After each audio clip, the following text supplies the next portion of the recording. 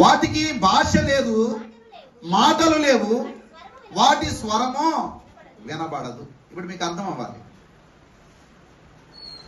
ఆకాశానికి ఏమి లేదంట, భాష లేదు, మాటలు లేవు, వాటి స్వరము వినబడదు. ఇప్పుడు మీరు మాట్లాడితే నేనేం చేయగలను? వినగలను. లేదా నేను మాట్లాడుతున్నప్పుడు మీరు ఏం చేయగలుగుతున్నారు? ఇప్పుడు వినగలుగుతున్నాం, అవునా?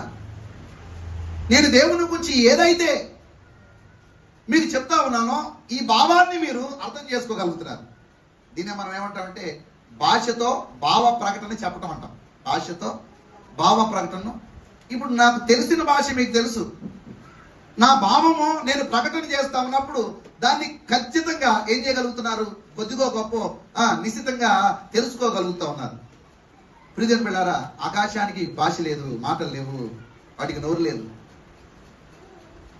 మనకు తప్ప భాష, మనకు తప్ప భావ ప్రకటన మిగిలినటువంటి సృష్టిలో దేనికి కూడా లేదు. సూర్యునికి, చంద్రునికి, ఆకాశానికి, లేదా సముద్రానికి, సముద్రంలో ఉన్న దిగంతములకు దేనికి కూడా భాష లేదట. కానీ గుర్తుపెట్టుకోండి ప్రియమైన బిడ్డలారా, మనిషి దేవుని మహిమను వివరించుచున్నాడో లేదో తెలియదు, కానీ ఆకాశములు దేవుని మహిమను ఏం చేస్తున్నాయంట? 19వ కీర్తన 1వ వచనం.